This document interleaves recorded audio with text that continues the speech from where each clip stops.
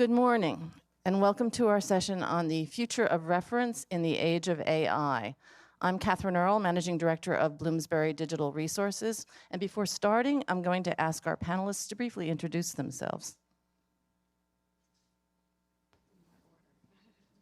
Hello, my name is Damon Zucca. I'm the Director of Content Development and Reference at Oxford University Press.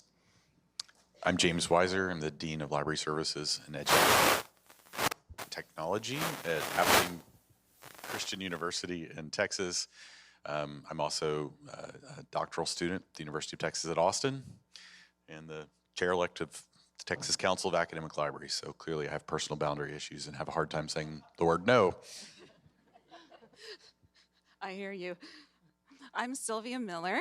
Reference-wise, I was a long time at Macmillan and Scribner Reference, headed up the reference division at Routledge before moving to North Carolina, where I am currently Director for Scholarly Publishing and Research Development at the Franklin Humanities Institute, Duke University. So I'm going to kick this session off by providing the broad context around trends in reference publishing in advance of the tsunami that AI will almost certainly bring. My job today is to present the Armageddon view, and my co-panelists will focus more on opportunities. So, and if all goes to plan, we should have time for Q&A at the end. So before I start, I want to note that while AI is a thread through this panel, the panel is not specifically about AI, but rather about challenges and opportunities in reference publishing broadly. It would be unwise to make firm prognostications about AI's impact given the pace of developments, the complexities around its adoption, so that human, technological, and practical, and also the need to think through broad ramifications downstream, everything from copyright to ethics to reliability. I'm also mindful of a talk that I gave at Oxford University in 1994 on the death of the monograph. Its imminent demise seemed certain at the time, and I was co-presenting with a woman from one of the UK university presses, and she came armed with some truly terrifying statistics on the precipitous decline in their sales over a 30-year period. And yet, as you all know, the monograph is still with us, and in fact, 30 years on, it's a very important part of Bloomsbury's publishing program. Oh, the irony. So I can't say for certain that reference will prove as resilient, but I don't think we should throw the reference baby out with the AI bathwater. I should also note that neither I nor my co-panelists are AI experts. However, collectively, we do have a lot of experience with reference. And it seems pretty clear that it's one of the product categories most likely to be affected by AI because it's synthetic by nature, of course, and that's what AI does, synthesizes vast swaths of information. My co-panelists will provide some insights into what that might look like moving forward. I'm going to focus on the recent history and other drivers of change. So one question that I wanted to address when considering this panel is, can we quantify what the migration from print to digital has meant for major reference works, or what I call MRWs, and sorry for all of the acronyms. By MRW, I mean a project that in print would be multi-volume. So over the past 15 years, we've witnessed a shift away from print to e-preferred purchasing in mature markets across all formats, and that won't be news to anyone in this room. But that's much truer for Anglo-American markets than for other territories. And so perceptions can be distorted by geographical biases. One of the pressures on commercials with respect to reference publishing comes from the hybrid nature of what we have to do as publishers. If everyone had happily moved to digital solutions when we flipped a switch, life would be easy, but they haven't. What does that mean for the development of MRWs, given the speed of change in some markets, inertia in others, and the protracted development time that major reference takes? I mean, it takes years, and it's prone to serious delays. So before diving into the data, I wanted to briefly review, sorry, I should have forwarded that. I wanted to briefly review broad drivers of change. A number of factors have made for a troubled landscape over the past 15 years for a product line that's always been very high investment. So I want to mention 4 of these. The other issues that are on the slide have really always been with us. So first, if we do print, the supply of smaller quantities at a higher unit cost into more traditional markets is becoming unsustainable. and the pace of digital uptake in those same territories has been slow. So the commercial logic is under pressure. Declining demographics in those territories and print sales in key declining demographics and print sales in key territories is an issue, especially in Asia. And again, a resistance to embracing digital. Open access, and this is an issue for two reasons. It can complicate author requirements around funding, and also open access solutions can compete with paid-for products. And then finally, author willingness. And this is a much bigger deal than you might think. It's been harder and harder to attract authors who are time-pressed, especially when reference doesn't count toward P&T, or in the UK, the ref. And it's even harder for digital than for print because authors don't get the reward of a physical product at the end of their work. So I thought that for today's presentation, it would be illustrative to review the performance of a major reference series that we launched in 2009, initially in print, and then from 2016 as a database as well. One reason performance of these sets should be revealing is that they vary in only one respect, the specific topic being addressed. And you can see some of those in the word cloud. I mean, basically, that will impact sales, of course, but overall, it should come out in the wash.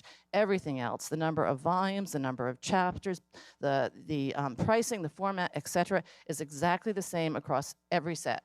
So their sales history should provide an unusually consistent longitudinal picture of sales trends in multi-volume print sets, in this case over the 15-year period where digital has, to a greater or lesser extent, eclipsed print in mature markets. So this data, showing in the slide, represents the percentage of overall print sales by region on an annualized basis, and it's important to note that it's just the percentage. It isn't instructive to look at revenue because the quantity and the timing of new sets and formats varies, so the revenue is really lumpy year on year. However, there's a clear trend by territory. You can see that North American print sales, which is this gray line showing very high in the upper, from your point of view, left, North American print sales as a percentage of overall sales has steeply declined from a peak of 78% in 2010 to 30% this year. That 78% is skewing very high, and it's based on a really small data set because it was the start of our journey with these sets, but the overall trajectory is directionally correct. The decline in North American print sales over the period is probably unsurprising to most of you, but perhaps more surprising is that aggregate print sales of the series year on year has been increasing alongside increases in digital. Now, admittedly, the print increases are largely driven by increased output, and of course we're getting a long tail for these, so you know the historicals go back some time. But so the bottom hasn't completely dropped out of the print market despite the decline in North America. But this doesn't mean that the challenges I outlined at the start of the talk aren't cause for concern. They really are. Inflation has driven cost increases in print production, while at the same time, there's declining interest, and that's not a nice picture. So, moving on to digital. In 2016, we launched a database of the series. Prior to that, we didn't feel that we had enough scale, so I can only provide the digital picture over a more recent period. One pattern is that nearly all digital sales are happening in North America and the UK, Ireland, and the remainder tends to happen in ANZ, all English language territories. Again, this is attributable to a resistance to e-purchasing in territories that historically bought a lot of print. In other words, print sales in some territories are declining, but digital is not at present picking up the slack.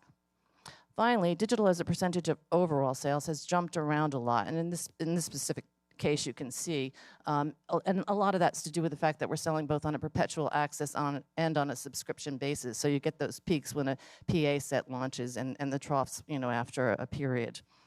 But the trend line on this slide, which you can see going up, is on the rise, which is good news. So the big takeaways, assuming the cultural histories reflect broader realities, is that we remain in a hybrid environment with respect to print and digital from a global sales perspective, more than people might think, but the North American perspective is intractably toward digital, and that trend will impact all territories over time. So what does this mean for reference at Bloomsbury? At present, we're continuing to invest very selectively in print MRWs, though how long that will continue is a very much a live question. In a number of cases, we've adopted a digital-first strategy or a digital-only strategy, though in all cases, we have an open mind about downstream derivative products that result, flipping the model effectively. And now I'm going to hand over to Damon.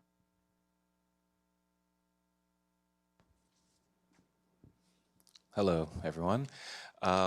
Okay, as with Kathryn, my perspective is from the publishing side, and what I'll be talking about is what the rapid advances in generative AI mean for publishers in the libraries we work with. What are the risks and opportunities? I'm thinking here of the commercial side of publishing and not considering workflow automation and that side of things. What I want to say is this, just as a quick summary to begin with. Generative AI will replace some of the content and services that publishers currently produce in the same way that past technological advances have rendered earlier forms of reference publishing obsolete. But it'll also create new opportunities for publishers to go after. And I'd like to end by offering a few modest directional predictions about the characteristics of what new gaps might emerge. First of all, reference. Let's be honest, in the popular imagination, reference has already been eclipsed by technology like 35mm film or travel agents. But I think the story is much more nuanced than that, and understanding those nuances of where we are now is helpful in thinking about where we're going. What we've seen over the past 2 decades of exponential growth in digital resources, including prominently and transformatively Wikipedia, is a net increase in the use of reference material. We're all looking things up all the time, and then a corresponding decrease in the number of incumbent traditional publishers in this space. And I'm sorry, I forgot about my slides. And to understand what's going on, it's useful to note that at first glance, it can seem like what reference publishers do is produce content.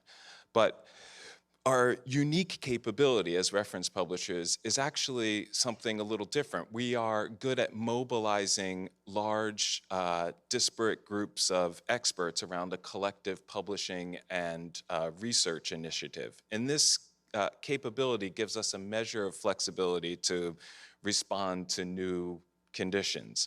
The question is, what are we organizing those experts to produce, or what content types are we commissioning? Are we clear about the user need we're looking to address with our publications? I want to give a couple of characteristics of what I would call new reference. This is the sort of reference that is thriving right now, despite the kind of general notion about the state of this publishing. First, it's specialized because introductory material is widely available for free online. It provides contextual guidance because in a period of disinformation, people need context and not isolated facts. It's selective because in the face of information overload, researchers need a narrowing of options rather than an expansion of them. And then last, and somewhat paradoxically, new reference, and this is just my opinion, new reference doesn't call itself reference. This general phenomena makes it hard to perceive what's actually happening. And it's not a mystery why that would be. When the narrative is reference is dead, many publishers, when they come out with a new innovative idea, give wide berth to that term. But if you look at some of the innovative new publishing that's out there, it kind of avoids easy characterization. So for instance, Wiley Wires, renamed Wires, Wiley Interdisciplinary Reviews, features overview essays and review essays, or even for that matter, annual reviews, which if it was published in print in a content type, has experts summarizing their knowledge on a particular topic, might have been considered reference in a different era. At OUP, we struggled naming and branding our reference publications, Oxford bibliographies, Oxford research encyclopedias, worrying that that terminology would obscure what was innovative and new about what we were doing. So how does all this help us think about the impact that generative AI may have on professional reference publishing? Well, I would say that rather than thinking of the impact of this new technology as a radical departure from what's come before, we might think of it as an accelerated continuation of trends that were already underway. And with that in mind, let me offer 4 modest predictions of how publishers might respond. First of all, just to get it out of the way, we've already seen that basic introductory reference, short entries, compilations of well-known facts, what was used to be called general reference, has been largely eclipsed by various other sources of information online. And that will certainly continue to be the case. Why go to a publisher's website hoping to find an entry on a topic you're interested in when you can generate a summary of the exact topic that you want using AI programs? Looking beyond that, in the short term, while the technology is refined, and there is some refinement to happen as foundation models are improved, there's likely to continue to be a need for trustworthy scholarly reference as an alternative to the flood of AI-generated summaries, which in the short term will exacerbate existing trends around information overload and disinformation. Further into the future, human-generated summaries, reference works, can help with research integrity by enriching knowledge bases that large language models are using, a topic that Sylvia will pick up in her talk. In a future scenario where the outputs of generative AI machines are fully reliable, they're ubiquitous, and we're using them all the time without even really thinking about them, subjective individual perspectives may become even more valuable as a counterpoint. This isn't about delivering information efficiently, but just the basic fact that some people have a unique perspective that other people want to be able to hear. And this gets to the heart of an activity that publishers are good at, or at least that we've always done, which is matching an author and a topic in an exciting and interesting way.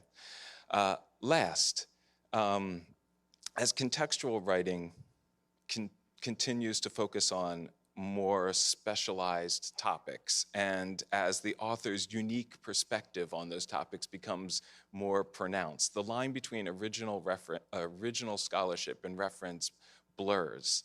And this blurring was already apparent in some old school reference works, like, for instance, in our portfolio, Grove Music Online, where long-form essays by inimitable minds inevitably blur the line between just summarizing an idea and giving something new to say about that idea. And in those specialized types of summary or reference works, the space between primary and secondary scholarship, between the creation of new concepts and an overview of past scholarship, begins to blur.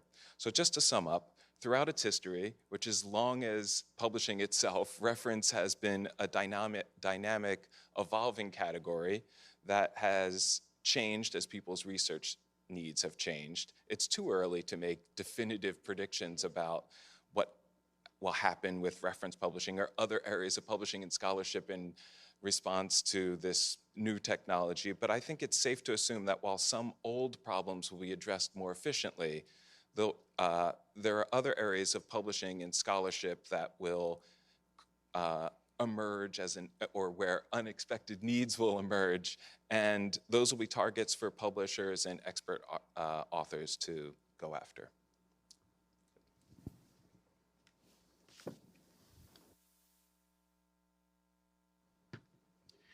So I am here to offer some comments and insight from the librarian point of view. And by no means should I pay myself as representative of all librarians, but I will represent my own opinion. I don't think of myself as old, but I think this is my 15th or 16th Charleston. And one point in the back of my mind, hovering about all conversations about AI, is the first Charleston I came to. There was so much about books and Second Life and how our lives were about to change forever because of these two things. And I remember thinking at the time, I don't think so. I think Second Life's just kind of weird. And I would like to say that for once in my life, I was kind of right, that those things passed by and didn't really change the foundations of what we do. Excuse me. I think generative AI is different. It seems that everyone thinks that this technology is going to change very, very radically how we operate in libraries, and this time I think everyone is right. I do want to say some things about my positionality. I'm pretty pro AI. I'm not afraid of it. I'm looking forward to figuring out how it can benefit me personally, because I'm selfish, and I'm playing around with it. And I think that librarians should do this. I'm going to make 3 points, hopefully, and then offer 3 suggestions. So, as far as for the librarians, I would just gently encourage us to be humble with our predictions. AI is to us now what maybe the internet was in 1995, or when Kathryn was pronouncing the death of the monograph in 1994. I'll say no technology has excited me this much since I've become a librarian. I am kind of a cranky person, and before the pandemic I remember going to ALAs and library conferences like this and going to the exhibit hall and thinking to myself, I've seen nothing new, it's just so boring. And this year seems different. I kind of feel like it's 1995 all over again, only this time I'm not in high school. So it's exciting. I mean, we all know about ChatGPT's problems with hallucinations and making things up. I think we have to assume that those are going to be fixed. I think that scholarly communication will be changed, and I think it's important for us to think about how this is impacting our students. I've started asking students at my institution very gently, trying not to make them feel guilty. So, how many of you are using ChatGPT? You know, like what are you doing? And my public, my social media at my library is run by an honor student who's a National Merit Scholar from Austin, and she's great. And she confided to me about a week ago, everyone is using generative AI, whether they admit it or not. And so the challenges that come about are going to be important. It's going to be important for pedagogy to change. I mean, and I'll say more about that in a minute. So I also think that human publishers are going to matter still.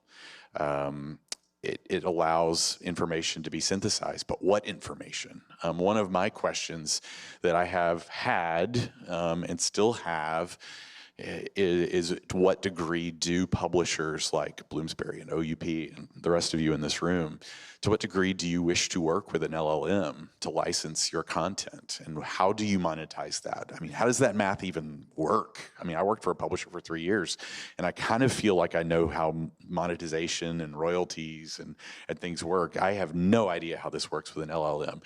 So I've come to this conference and I've learned that it seems like everyone's creating their own AI tool, which makes me very concerned, because here we go again with discovery system wars. Because if everybody has their own AI tool and I'm only going to be able to do things with my particular bucket or silo of content, here we go again. So I think that's one of the other points after this week I've learned is just because something can happen, I don't know that we should assume that it will happen. So there's some really good conversations to be had about publishers developing their own AI tools or working collectively, and maybe there's a role for libraries in that or not. I don't know. Let's see, where am I? I do worry, to both Kathryn and Damon's point. I think AI does a really good job of summarizing generally accepted ideas and principles. I'm excited that Damon pointed out that there are some very niche individualistic things that we need to really focus on in a time of AI, because if AI is only going to farm up generally accepted definitions, terms, I worry about critical epistemologies. I worry about the colonial hegemonies of information and knowledge. Any of us who care about DEI, this is going to be a problem, because it's always that courageous voice who is able to say, yeah, I don't think so, and this is why. That is going to be harder and harder to surface if we're relying too much on AI to do scholarly synthesis. I particularly like, I'll just give you an example. Claude, I don't really like ChatGPT. I'm not an employee of Anthropomorphic, and I'm getting no royalties or commission from plugging Claude, but Claude is my particular favorite. And I had that aha moment because I wouldn't be a really good grad student if I didn't bore you about details about my dissertation. But I'm almost done. I never was tempted to use generative AI in a doctoral course because I came a little late to the game. I'm checking on my time right now. Okay. But I did have to submit it to the University of Texas Graduate School and submit a 350-word abstract of my dissertation. So I uploaded it to Claude, which does a really good job of using your voice. ChatGPT does not sound like me, but Claude can. And so I uploaded my 200-page Word document to Claude and said, write a 350-word abstract of this document in my voice. And it was amazing. It did a better job than I could have done. And so now my ethical grappling is, what do I do? Do I use that abstract? I mean, do I disclose it? I don't know. I mean, I'm probably not going to, just because I've come this far without using AI, why would I now? But I think, that's really important. The other thing as it relates to impact on libraries and librarians, I think that reference librarianship, if it hasn't already changed, is going to have to change. We have to assume, and we know now, there are companies here in this conference working with knowledge bases to determine what libraries have. And so I can imagine a world, maybe even within 12 months, in which one of our students uses a generative AI tool to say, I'm looking for sources about X, and it will know what they have access to in our library's collections and can refer them to those sources. And suddenly, I don't need to staff a desk anymore to the degree that I've been staffing. And maybe none of us do. Some of you may have already killed your reference desk, for all I know. That's a little harder slog where I am, but that may be the future. And so I do wonder if reference librarianship, I won't say goes away, but looks fundamentally and radically different in the coming years. I'm a fan of a podcast, Pivot, Kara Swisher and Scott Galloway. I don't know how many of you have listened to that. It's Vox Media. It's pretty bawdy and irreverent. That's probably why I like it. But Scott Galloway, professor at NYU, says AI is not going to replace you, but a human using AI will replace you. And I think that's a really important tool to take away. And so that's why I'm experimenting, and I would encourage everyone else to experiment. So my 3 suggestions for librarians before I shut up. Try to outpace your students in figuring this out. Don't hide from it. Try to get ahead. And don't think that they're not using it. So experiment. There's AI tools everywhere. I've plugged Claude. I actually wonder if ChatGPT is like Alta Vista, that someone else is going to come along. Maybe it's barred with Google, who knows, that will completely blow ChatGPT out of the water. As I said, local and unique are going to become even more important. My special collections department in Abilene, Texas, of all places, has an enormous number of cultural heritage materials that an LLM probably is never going to see. And that's going to make what I do and what we do in libraries as it relates to special collections even more important. And so I can actually imagine staffing more there and maybe dialing down on reference services. And so let AI kill some sacred cows. If I've learned anything in my 20 some odd years of being a librarian, it's if we don't kill our own sacred cow, someone else is going to do it for us. And so lean into this and be courageous. We're going to see a lot of false starts. I saw, you probably all saw the news about the New York Times hiring an AI editor to write stories. I don't know if that's going to work, but we're going to see a lot of things that don't work, but that doesn't mean we shouldn't embrace it and play along, because certainly everyone else is. And that's my perspective as a librarian.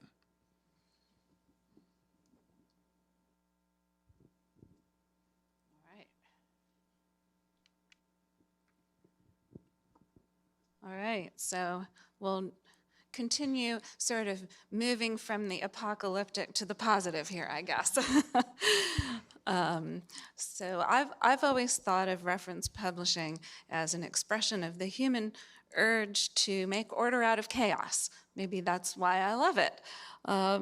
And to hold in our hands the ultimate key to all mythologies, make it accessible and discoverable. In the past, discovering the organization of all creation was seen as a divine activity that would bring us closer to God.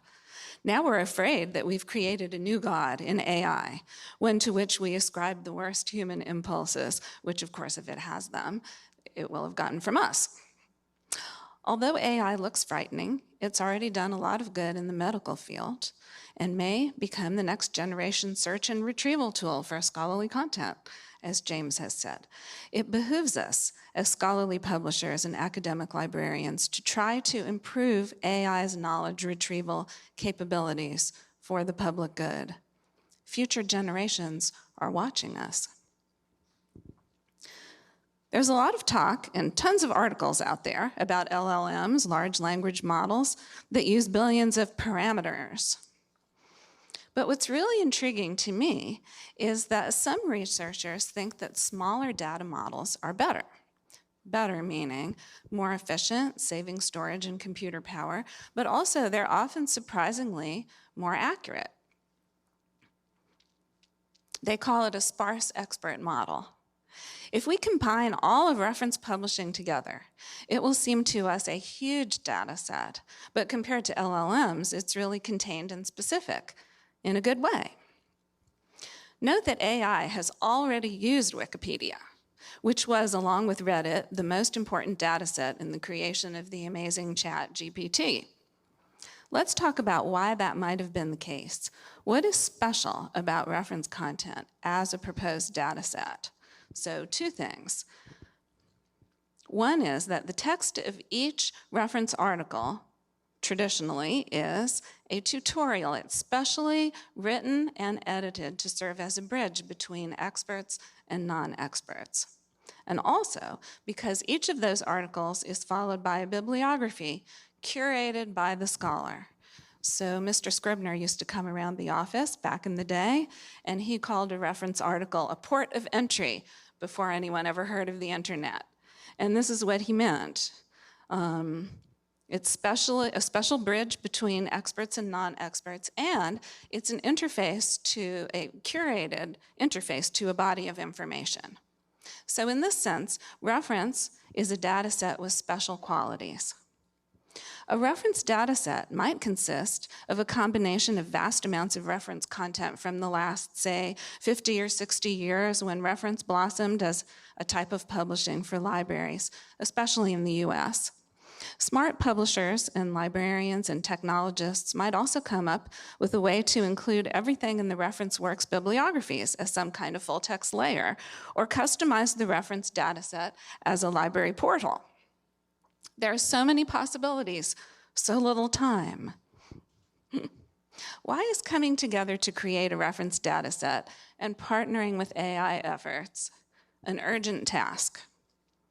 I think it's only a matter of time before AI companies notice reference as a data set with special qualities. They already scraped up Wikipedia, as I said. If AI developers like Google can't license the reference data set or purchase it, which they seem to prefer, or they give it a try, or if publishers make that super complicated by competing with each other over licensing bits and pieces of it, the AI developers will just take it. And they will worry about the consequences later. Consequences being endless litigation for publishers. Remember the Google settlement that took a biblical 7 years to settle? Well, more things have happened like that. In fact, they've happened recently, and there's current litigation about these things. I want to acknowledge the challenges and perceived barriers. Okay, I guess I still was on the same slide. And I'd love to talk about them, but I don't have time. But I certainly have thoughts on business competition, copyright, bias in the content, which James mentioned, digitization, gaps in digitization. Another one I might add would be language, depending on how international we go with this data set. But really the important thing is to form a collective vision. It's important to think ahead to the world we want to live in, and then think about what we can do to create that world we want to live in. I love a timed visioning exercise I've used in many workshops called a design charrette. in which that's exactly what we do. Form a collective vision first. We kind of leapfrog over all those elephants in the room, all those barriers we all know, and then we step back from that future vision to identify what we need to do step by step to get there. I see this effort as kind of like the collaborative invention of the DOI in the mid-1990s, counter statistics in the early aughts, maybe the creation of XML. Here's who I think should be in the room this time: librarians, publishers, aggregators, and AI experts, possibly also scholars in fields such as computational media and ethics. Which AI partners or experts or companies should be partners?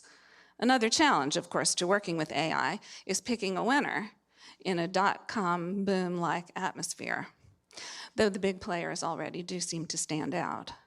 Others might think it's better to work with a nonprofit or a group dedicated to openness and transparency. Some big publishers might want to build their own AI, which, of course, they're already doing, as I've heard in this meeting. But I would worry that might contribute to further silo building. Of course, they could do both, and they'll learn a lot while they're building it. Finally, I'd like to say, both librarians and publishers, that's a photo from a publishing makerspace workshop where we use the design charrette. Okay. Both librarians and publishers value tools that offer users interesting sources to delve into. So we may have all noticed that the internet's getting less interesting. We might want to get together to resist the tendency of the internet now, especially through the increasing use of AI, to provide answers without attribution. A reference data set could be swallowed up by AI and become invisible, but alternatively, it could open up to the user worlds of high-quality authoritative books and articles in what has been called a curated semantic web. Could this finally be the solution to the persistent siloing of reference content? We can dream, but we need to dream out loud, together, now. Thank you.